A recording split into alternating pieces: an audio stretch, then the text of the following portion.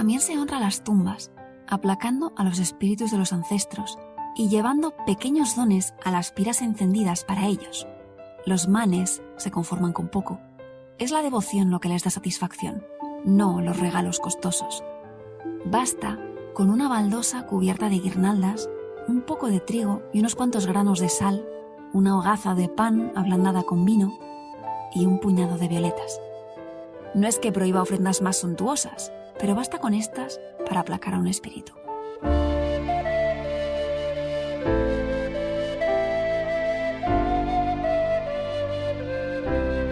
Muy buenas y muchas gracias por acompañarme una vez más en la senda de las plantas perdidas, este podcast etnobotánico donde dar voz a nuestras historias de amor y desamor con un reino tan olvidado como esencial, el reino vegetal.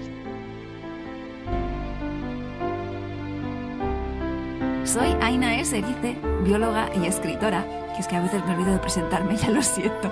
Pero bueno, tras haber atravesado ese confín purificador del arroyo flanqueado por maravillosos alisos en el capítulo anterior, nos adentramos por fin en uno de los ambientes naturales más mágicos y que más nos atraen, el bosque. Sin embargo, los bosques que pueden ser muy distintos en función del clima y de las especies que los compongan. No es lo mismo pasear en un bosque de lenga patagónico o en un bosque de niebla mexicano que adentrarte en una arboleda de hinoki japonesa o en un bosque de tilos lituano. Cada uno tiene ritmos distintos, una respiración distinta, una flora distinta. El que visitaremos hoy es un bosque de hoja caduca europeo. Más que nada porque es allí donde encontraremos a la protagonista del capítulo. Sin embargo, esta chica tiene una cantidad increíble de hermanas que viven en todo el mundo, literalmente, desde Australia hasta Groenlandia. Tienen delegaciones en todos los continentes. Así que, vivas donde vivas, lo más probable es que, si sales a dar un paseo, puedas tropezarte con alguna. ¿De quién estoy hablando? Pues de las violetas, del género Viola. Hay más de 600 especies de violetas. En su mayoría son hierbas menudas que a principios de primavera o incluso un poco antes echan unas flores de 5 pétalos desiguales. Son lo que se llaman flores zigomorfas, es decir, que tienen un único eje de simetría, como por ejemplo nuestro cuerpo. Y aunque han dado nombre a un color, en realidad las violetas conocen las recetas para vestirse en varias tonalidades, de blanco, amarillo, azul o púrpura, ya sea en monocromo o bien haciendo combinaciones de colores. Algunas violetas, además, saben perfumarse, y la violeta perfumada, por excelencia, lleva el aroma en su mismo nombre, Viola odorata. Ya lo he dicho antes y lo volveré a decir. Hasta hace relativamente poco tiempo, el aroma era un componente muy importante a la hora de juzgar si una flor era más o menos bella. No era todo cuestión de tener un físico de estos despampanantes, sino un espíritu aromático atractivo. En el caso de las violetas de olor, el aroma claramente gana al físico, porque sí, aunque son monas, no pueden competir con otras flores en vistosidad. Y, sin embargo, han sido muy populares como flor ornamental. Si nos remontamos al mundo antiguo, por ejemplo, las flores eran apreciadas no tanto en ramos y ramilletes, sino convertidas o en perfumes oleosos, las aromáticas, o trenzadas en coronas y guirnaldas, como hoy en día en la India, por ejemplo. Y las violetas eran flor de guirnalda por excelencia, hasta el punto que la diosa del amor y la belleza, Afrodita, aparece coronada de violetas ante los dioses olímpicos en el himno homérico a esta diosa. Sin embargo, hay otra mujer divina que aparece engalanada con ellas, Perséfone, la muchacha que fue secuestrada por el dios del inframundo, Hades, para convertirla en su reina, y secuestrada, según dicen algunas versiones del mito, mientras recogía narcisos y violetas. Casualmente, o no, las violetas tenían una connotación fúnebre en la antigua Roma. Junto a las rosas eran las flores de los difuntos por excelencia. Hay que tener en cuenta que los romanos no visitaban los cementerios en noviembre como nosotros, sino más bien a finales de invierno y en primavera, en 3 ocasiones principales. Y 2 de estas 3 celebraciones tenían nombre de flor: dies rose y dies viole. Como puedes imaginar, las flores que se esparcían sobre las tumbas en los dies viole, que se celebraban en marzo, eran precisamente violetas. El fragmento del principio que has escuchado era una adaptación libre de una obra romana, Los Fasti de Ovidio, donde se mencionan las violetas como ofrenda agradable a los manes, divinidades relacionadas con los espíritus de los difuntos. ¿Casualidad que el color del luto, por ejemplo en la liturgia religiosa cristiana, sea justamente el violeta? El luto es también uno de los significados simbólicos que la violeta de olor lleva a cuestas en la cultura persa. Si bien no el único, por lo bajita que es, su porte modesto y delicioso aroma, también se asocia, entre otras cosas, a la humildad y a la modestia, exactamente igual que pasa en Occidente. Pero no conviene caer en la tentación de pensar que valorábamos su belleza y punto. No. Las violetas son belleza útil, sana y sabrosa.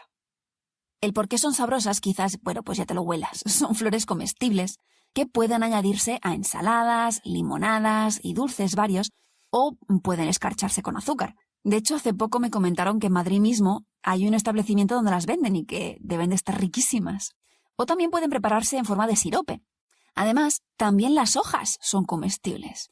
Y como las violetas son ricas en mucílagos, dicen que también dan textura y no solo sabor a los guisos. También es cierto que yo no lo he probado aún, así que no hablo por experiencia propia, que conste. Entonces, bien, ricas, pero ¿sanas también? Pues sí, las violetas tienen propiedades medicinales y son especialmente conocidas por ser un remedio contra la tos. El sirope de violetas, por ejemplo, sirve para mejorar problemas del sistema respiratorio, así como las infusiones de violetas, ya sean solas o acompañadas de otras plantas que también tienen propiedades parecidas, como las malvas o la amapola. Este uso, por cierto, no es ni mucho menos exclusivo de las violetas de olor. También he encontrado referencias, por ejemplo, al uso de violetas americanas empleadas por las tribus nativas, sobre todo algunas tribus que parecen especialmente aficionadas a estas flores, contra la tos y los resfriados, como los Cherokee. En cambio, otros, como los Navajo, aprovechaban otra característica de las violetas, sobre todo de sus rizomas subterráneos. Los rizomas son tallos subterráneos, pues los empleaban como eméticos ceremoniales. Y es que si te pasas con la dosis, te entran ganas de vomitar.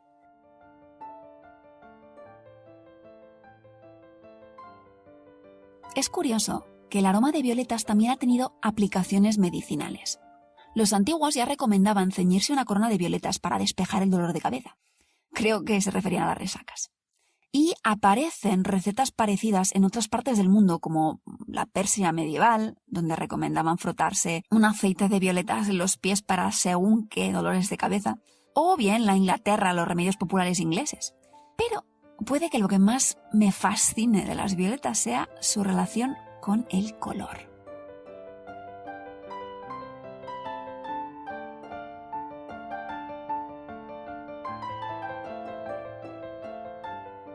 Hace ya tiempo que defiendo la idea de que las plantas no son únicamente recursos materiales, sino también metafóricos, imaginarios, que son recursos para pensar. Y puede que uno de los ejemplos más típicos sea la cantidad de vocabulario derivado de vegetales varios para hablar del color. Seguro que se te ocurre más de uno. Rosa, naranja, fucsia, malva, índigo y, evidentemente, violeta. Esto no pasa únicamente en las lenguas latinas o en las germánicas. También en persa se emplea la palabra, que significa violeta, para describir el color de objetos que no son vegetales, como los cabellos de las mujeres bellas. Y deja que haga aquí un pequeño excursus sobre un tema que me ha parecido siempre fascinante, y que está tangencialmente relacionado con las violetas. O, mejor dicho, con el empleo homérico de la palabra griega para definirlas, ion, y similares, como ioides. Y cómo esto nos ayudó a comprender un poco mejor la relación entre los idiomas que hablamos y la percepción que tenemos de la realidad a nuestro alrededor. Resulta que en el siglo XIX hubo una serie de eruditos que, leyendo y releyendo las obras de Homero, la Ilíada y la Odisea, se dieron cuenta de una cosa muy curiosa, y es que los colores homéricos estaban mal puestos. Homero hacía unas combinaciones que sonaban muy raras, refiriéndose a la miel como algo de color verde, o al mar como semejante al vino, o de color violeta, ion. Esta tonalidad violetosa también se la aplicaba a los cabellos de Ulises y a la lana de unas ovejas, pero extrañamente no había ni rastro de palabras que pudiésemos traducir como azul. Ahora, había que buscarle una explicación a esta confusión cromática, y las primeras teorías que surgieron propusieron lo siguiente. Si los antiguos empleaban los términos para hablar de los colores de forma rara, era porque no veían los colores como nosotros, sino también de forma rara. Algo así como si civilizaciones enteras hubiesen sufrido de daltonismo a gran escala. Y Homero el pobre no es que fuese ciego, sino que, como todos los antiguos, veía el mundo de forma distorsionada, con un filtro mal calibrado. Porque las ovejas, todo el mundo lo sabe, no son violetas. Pero eso solo podíamos apreciarlo nosotros, porque nuestros ojos habían evolucionado durante los últimos 2000 años y se nos había, entre comillas, aclarado la percepción. Hay que tener en cuenta que en aquellos tiempos no teníamos mucha idea de cómo funcionaba la vista ni de cómo funcionaba la evolución, porque hacía muy poco que Charles Darwin había publicado El origen de las especies. Así que esta idea no era tan descabellada como suena. A esta observación homérica se sumaron otros estudios que descubrieron una cosa curiosa. Y es que los idiomas no tienen todos la misma cantidad de vocabulario para hablar de los colores. Hay algunas lenguas, de hecho, que tienen poquísimos términos cromáticos. Pero lo que resultaba más curioso todavía fue descubrir que las palabras para hablar de los colores aparecían siempre siguiendo la misma secuencia. Los idiomas que tenían solo 2 palabras cromáticas eran para referirse a cosas oscuras y claras. Y entonces el azul del mar, las hojas de un árbol y una violeta serían oscuras, mientras que las nubes, un girasol o la arena serían claras. Los idiomas que tenían 3 palabras, en cambio, diferenciaban siempre entre claro, oscuro y rojo. El primer color en ser nombrado siempre es el rojo, seguido por el amarillo, el verde y por último, siempre último, el azul. Y cuando necesitas inventar una palabra para hablar de un color, ¿de dónde la sacas? Pues a menudo de alguna realidad que tenga ese color. La sangre es una inspiración muy clásica para el rojo, pero ¿por qué no la cúrcuma para el amarillo? Y hay lenguas que así lo han derivado. O las rosas para el color rosa, o las violetas para el color violeta. A todo esto, y sabemos que no les pasaba absolutamente nada en la vista a los antiguos griegos, sino que es que las lenguas dividen el espectro cromático de forma distinta, porque, aunque parezca mentira, se puede vivir tranquilamente sin tener palabras específicas para hablar de azules, verdes o amarillos. Los nombres de los colores son una construcción cultural que, en varias, o quizás muchas, no lo sé, ocasiones, nos han inspirado las plantas. Porque el reino vegetal nos ha regalado montones de palabras. Me atrevería a decir que en todas las lenguas, para hablar del arco iris. Y entre ellas se encuentran, cómo no, las violetas.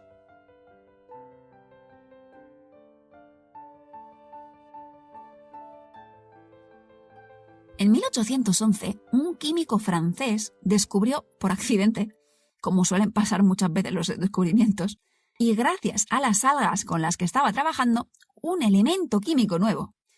Lo que pasó fue que, al írsele la mano con el ácido sulfúrico con el que estaba regando los restos estos sobrantes, se levantó una nubecilla de color violeta que no había visto nunca antes y que le hizo sospechar que allí había algo nuevo. Al cabo de unos años, porque en aquellos tiempos todo tardaba mucho más que ahora, uno de sus colegas químicos, cuyo nombre quizás te suene si has estudiado química alguna vez, Gay-Lussac, propuso llamar al nuevo elemento iod, por el griego ioides, es decir, con apariencia de violeta. Como puedes imaginar, Este elemento es el yodo, cuyo símbolo químico es una I gracias a las violetas griegas, ión. Eran los tiempos en que Napoleón estaba dando guerra en el continente, conquistando todo lo conquistable. Tiempos, por cierto, en que las violetas estaban muy de moda. Cuando en 1814 el corso fue exiliado a la isla de Elba, se dice que anunció a sus partidarios que regresaría cuando llegase la estación de las violetas. Y de hecho sí logró cumplir su promesa. Tras escapar y presentarse en París un año más tarde, justamente en marzo de 1815, fue recibido con un ramo de violetas y conocido durante la Restauración como le Père la Violette. Y esta flor se convirtió en el emblema de los bonapartistas, en clara contraposición a la flor de lis de los monárquicos. Y así se resuelve el enigma de la última pista que te di en el capítulo anterior para averiguar la identidad de Viola. Napoleón a la Violette.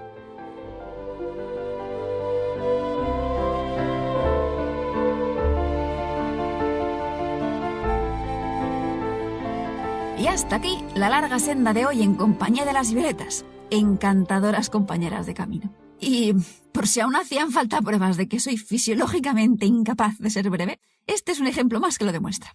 Pero te consolará saber que podría haberme enrollado más, porque los pensamientos también son viola tricolor. Bueno, en fin, sí, que me callo. Que encontrarás más historias de violetas en Instagram, donde las colgué justo antes del día del libro. Y estos días además compartiré más detalles violetosos para tu deleite en redes, sobre todo Facebook, donde puedes encontrarme como Aina Serice y contarme qué tal vas con estos paseos. Por cierto, que si te ha interesado el tema de los colores y las flores, puedes encontrar la historia del fucsia y de las fucsias en el blog Imaginando Vegetales, imaginandovegetales.com. Puedes encontrarlo buscándolo como en el nombre de la fucsia. Es que lo de las palabras y las plantas es una vieja obsesión mía. Y el libro donde leí por primera vez la increíble historia de las palabras que empleamos para hablar de los colores está traducido al castellano como El prisma del lenguaje, cómo las palabras colorean el mundo. No diré el nombre del autor porque nunca sé cómo pronunciar su apellido, que parece alemán pero él es inglés, bueno, israelí, y justamente editado por Ariel. Mira tú por dónde, la editorial que ha publicado mi primer libro, La invención del reino vegetal. Tras esta larga travesía por las luces y las sombras del bosque, el terreno empieza a volverse más escabroso y el camino comienza a subir. Los picos de los montes se entreven a través de los árboles. Nuestro destino último es ascender. Y por las laderas nos tropezaremos con la siguiente planta protagonista del podcast, de lento y resinoso crecimiento. ¿Qué otras pistas puedo darte sobre su identidad? Que ya van 2, ahí, comprimidas. La tercera es asilo. La cuarta, tónico. Y la quinta, perfume. Si se te ocurre de quién estoy hablando y te apetece compartirlo conmigo, ya sabes que puedes encontrarme en redes como Aina Serice, tanto Facebook como Instagram, o bien mandarme un correo electrónico a aina@ainaserice.com. Y dicho esto, no me queda más que dar 1000 gracias a las violetas, agradecerte a ti también la compañía, desearte un muy feliz día y que la clorofila te acompañe.